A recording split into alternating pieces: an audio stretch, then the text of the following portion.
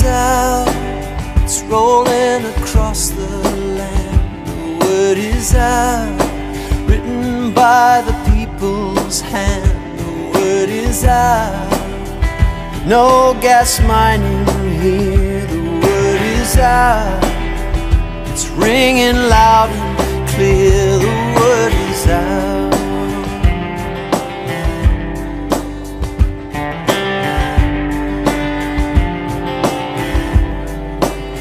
So lift your voice, raise your banners high, people rejoice under the North Coast sky. 'Cause this is our time, and this is our place. We want a healthy future, not destruction and disgrace. The word is out. Oh,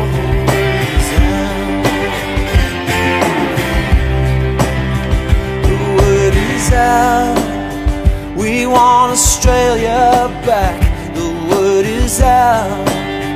Call off this gas attack. The word is out. Our community is not for sale. The word is out. Sense and reason will prevail. The word is out.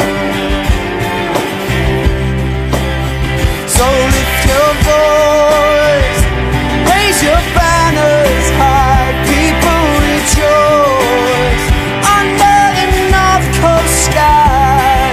'Cause this is our time, and this is our place.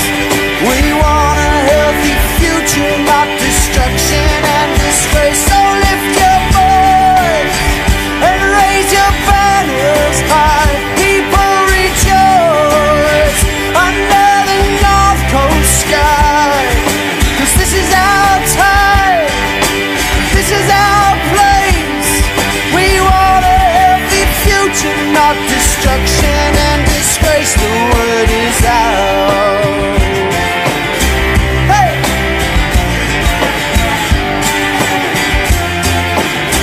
This is the 21st century. Profit, planet, and people must come equally first. Who's picking up the pieces when the mining bubble bursts? We say no, we don't want it. We say no, we don't need it. We say no, social license. We're stakeholders and we mean it. No means no. Take this corruption and go.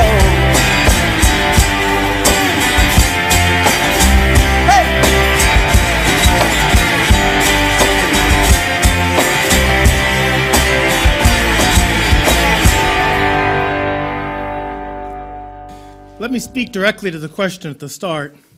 High-volume hydraulic fracturing causes far more harm than good to people and to the environment. It's a dangerous and still developing experiment. So let me begin by briefly explaining what hydraulic fracturing is. Hydraulic fracturing is not new. It's been going on for decades as a way to stimulate traditional oil and gas wells using small volumes of water. What's new is using high-volume hydraulic fracturing combined with high-precision directional drilling to get at things like shale gas. That is new. It's very new. In doing it, we're using 50 to 100 times more water and chemical additives than used in the traditional fracking. It's a very different phenomenon. The combination of using these new technologies to open up shale is something that's really only developed over the last decade, pretty much. And half of all of the shale gas that's ever been developed in the world has been developed within the last 3 years. So it's a new technology. Now that means that the science of understanding what the consequences of it to the environment and to public health is also quite new. And to put that in context, as of today, there are around 30 peer-reviewed papers on public health and environmental effects of shale gas. But as of 20 months ago, there were none. So all of the science that's come out has come out in the last 19 months, since April of 2011. And as with any science, it's developing quickly. There's a lot of disagreement and controversy. But there's also a strong and growing body of research papers which should give any reasonable person pause. I believe in the precautionary principle, and there are plenty of things about shale gas to be worried about. Let me describe my own research, which is on the greenhouse gas footprint of shale gas. We did the first comprehensive analysis of the greenhouse gas footprint of shale gas, including methane, not just carbon dioxide. And our conclusion was that shale gas is worse than any other fossil fuel in terms of its consequences on global change.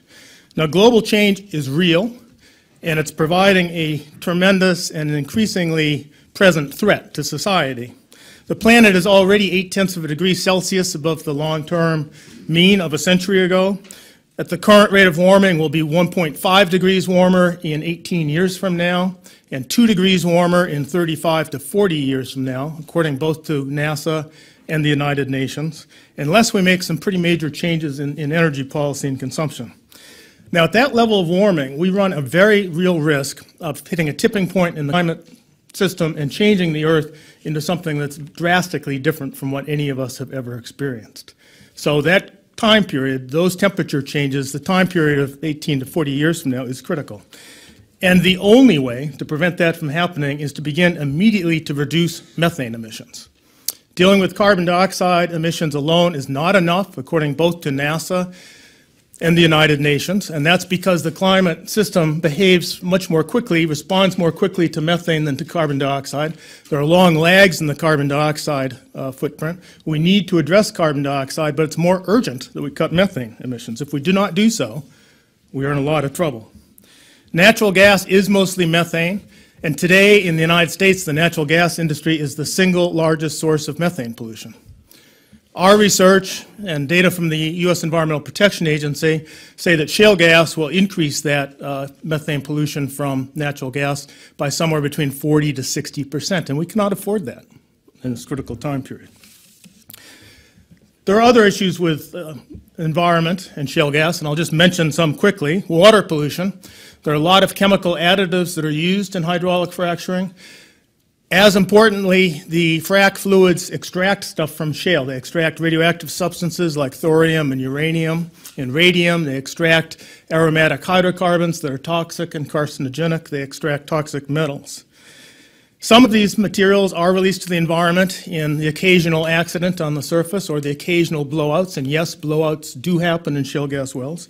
But the greater route of exposure comes from what you do when you dispose of the frac fluid returns that come back to the surface. And after a well is hydraulically fractured, in the first few weeks, somewhere around 20% of the fluid, 1 million gallons or so per well, comes back to the surface with all of this nasty stuff in it. What do you do with it? Well, in Texas, which is where most shale gas has been developed so far, they deep inject it into old abandoned conventional gas and oil wells, and that's not a bad thing to do with it. Here in the Northeast, we don't have an adequate supply of such wells. There's some in Ohio. Some of the waste from Pennsylvania was going there until it started causing earthquakes, and so that's been shut down. If you look at where most of the material has gone, it goes into municipal wastewater treatment plants, which is a bad idea.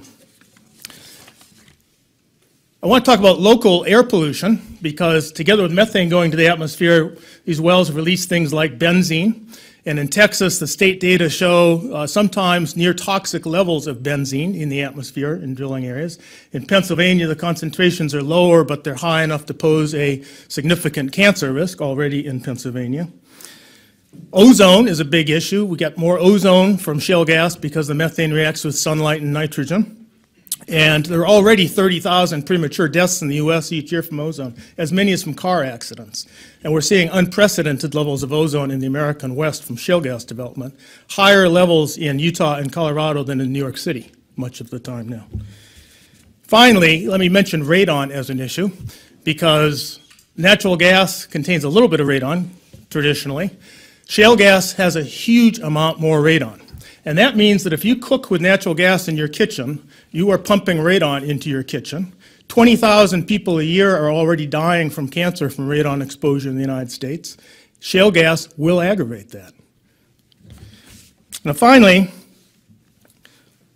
let me just say that shale gas is another example of extreme energy technology. We're depleting the conventional fossil fuels of the world, and we are left with extreme events like mountaintop removal of coal, tar sands in Alberta for oil, deep sea offshore oil, such as resulted in the BP oil spill 2 years ago, shale gas. All of these have larger environmental consequences than the traditional fossil fuels we needed. And I think it's time that we recognize we're in the 21st century. We need to kick our century addiction to fossil fuels, move ahead into a renewable future. The technology is there. We can talk more about that in questions because I'm told my time is up and I'm done. Thank you.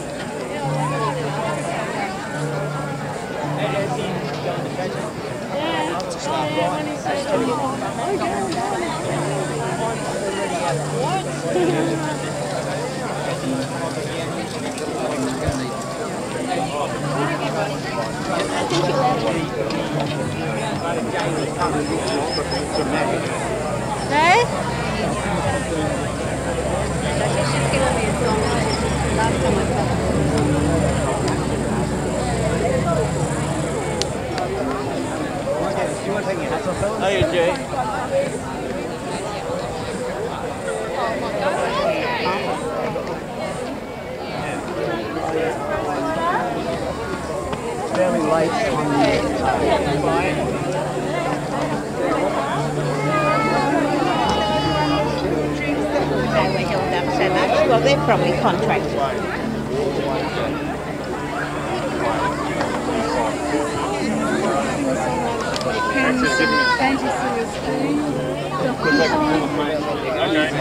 Catch up.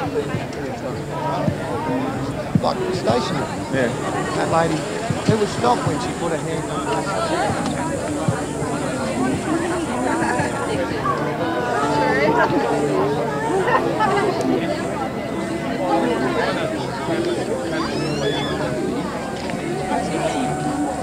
Well, I wouldn't go that far.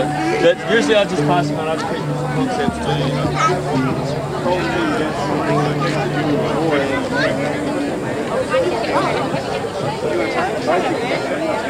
I don't want to make the No, I haven't. Just that we realise that these guys are playing much quiet music over there. Didn't you tell me this was on?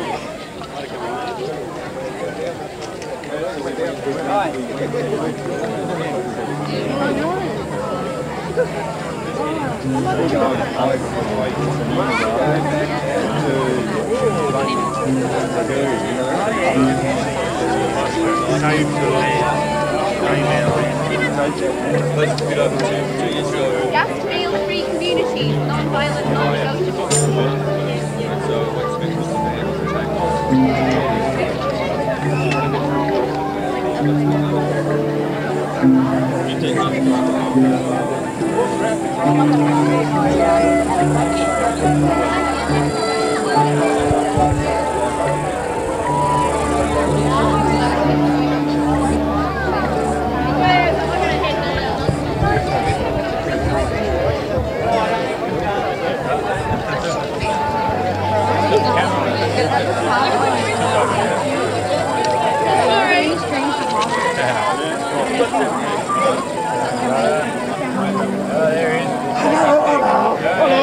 I'm just keeping an eye on you guys to make sure you maintain your orderliness and friendliness, all right?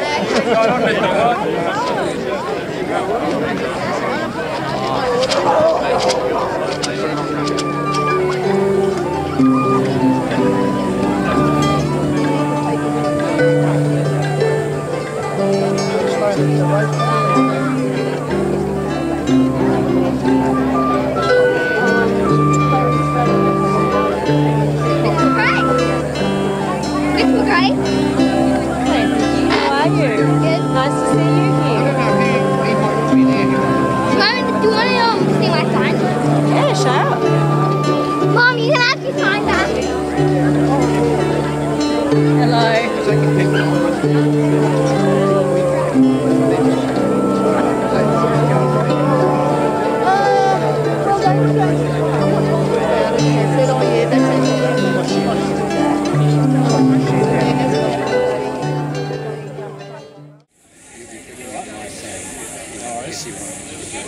John's turned up, is he?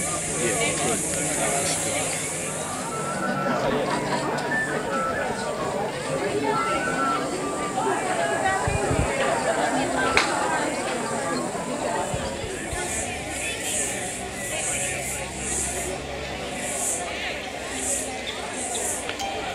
Those were the days, my friend, we thought they'd never end.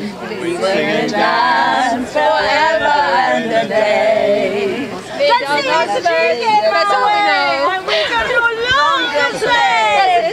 We are free, we love to be free. I think we need more vodka. We have to work on the More word. vodka. We forgot the words. Sorry, we've been drinking so early in the morning. Now we come from Ukraine, all the way from Chernobyl to help your beautiful country. Now you're going to ruin it. We're very unhappy.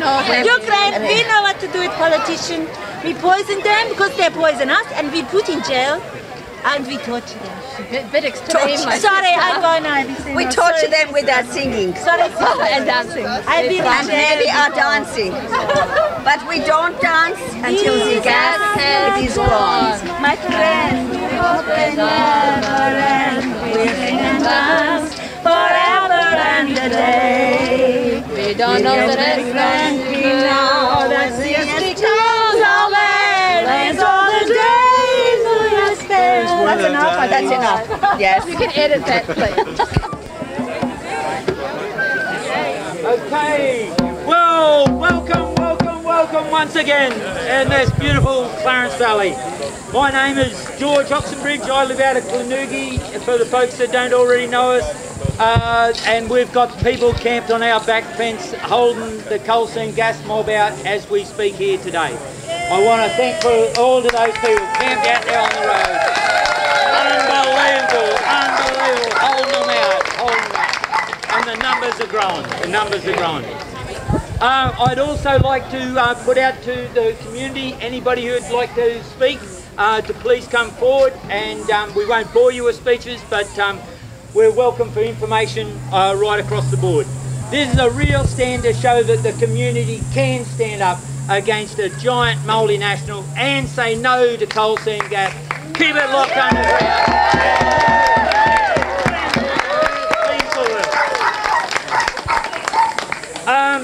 Talking of all of that, we've been working on a project called the Northern Rivers Community Carbon Credit Project. This is a project that we put forward 6 months ago to the local council, and this project is through the Northern Rivers communities locking the methane gas underground for 100 years. We can claim them as carbon credits.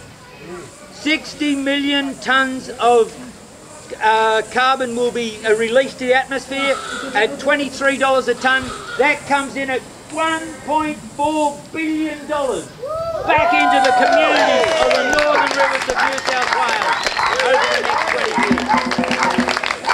Roughly $70 million a year would come into the communities to be for renewable energy projects, education and research. This way we can have solar panels over all the car parks and swimming pools. We can have wind generators where there's wind generators. We can start utilising the surface methane from the landfills, from the abattoirs, from the stockyards, etc. Swamp gas, all these sorts of things. This would put money into the local Aboriginal land councils so that every land council would get approximately $500,000 a year. For renewable energy projects and education. This would put money back in for non-for-profit organisations, but also for commercial and private people to be able to, you want to put solar panels on your roof, you're 10 grand short, we have money up front to help you with that. So there is a potential positive out of all this. It even allows money for the coal seam gas companies, approximately $7 million a year, so they can postpone mining for 100 years. Still keep their leases so that our grandchildren great-grandchildren can decide whether we mine or whether we trade the carbon credits again. Anyway, once again, what a people coming out. I was at the group that marched on the bridge 6 weeks ago. The numbers are not double, they're not treble. There's over 5 times as many people here today. And I want to thank everyone.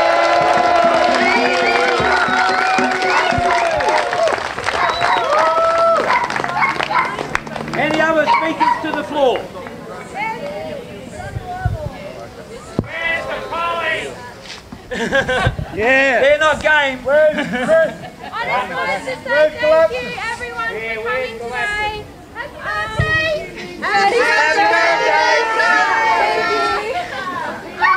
We're here because our government has failed us and we're standing up to say no, and we don't want coal seam gas. We want the Northern Rivers, Clarence Valley coal seam gas free.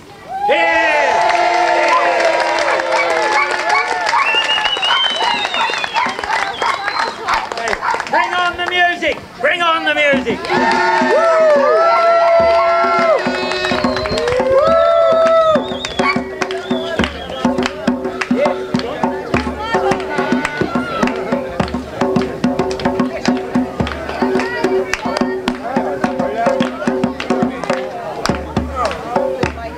People, this is our future, right here.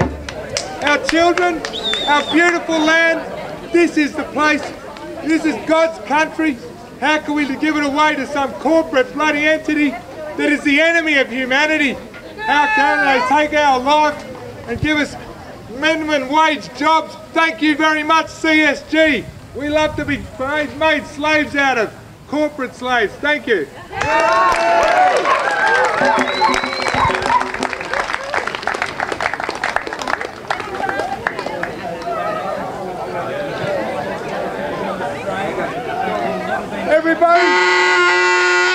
Everybody, there is a wonderful blockade that's happening at the moment. We have free people down there. It is non-violent. People are looking after each other down there. It is the most wonderful place to come and visit our blockade. We are standing up against the big man, the strong man, and we are free people and we are enjoying ourselves. Come and bring the love and bring the fun. If you've got any activities, bring them along as well. Thank you.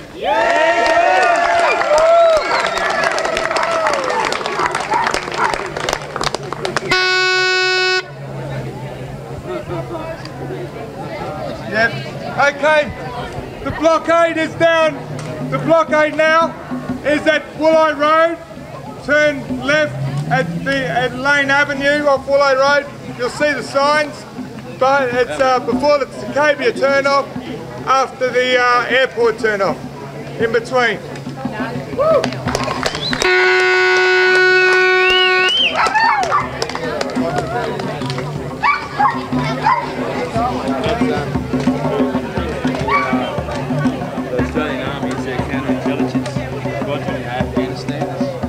Symbology.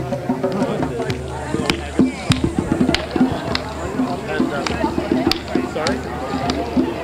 No, we don't do any. We don't do any. No, well, yeah, no, I like it. No, it's kind of like.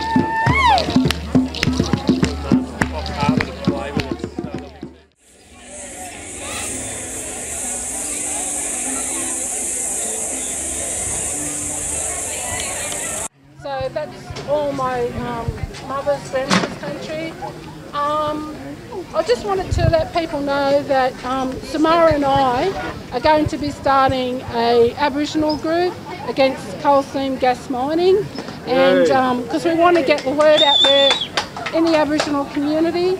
I can only speak for myself at the moment as an Aboriginal person. I don't have the authority to speak on behalf of the Aboriginal community, but what I want to do is get Aboriginal people informed about coal seam gas mining. Everyone I've spoken to so far is against it, but I'd like to see them actually, you know, getting up and saying that, writing to the politicians and being part of these protests and seeing more black faces at this at protests like this.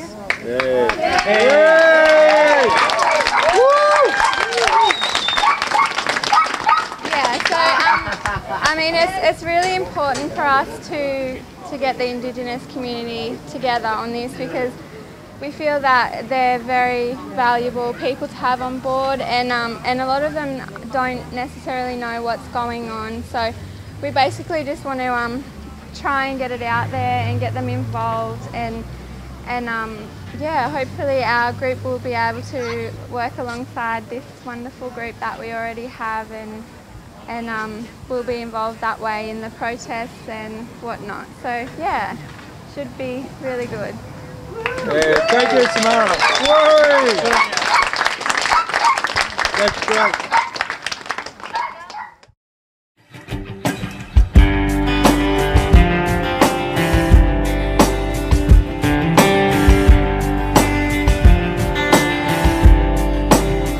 The word is out, it's rolling across the land. The word is out, written by the people's hand. The word is out, no gas mining here. The word is out, it's ringing loud and clear. The word is out.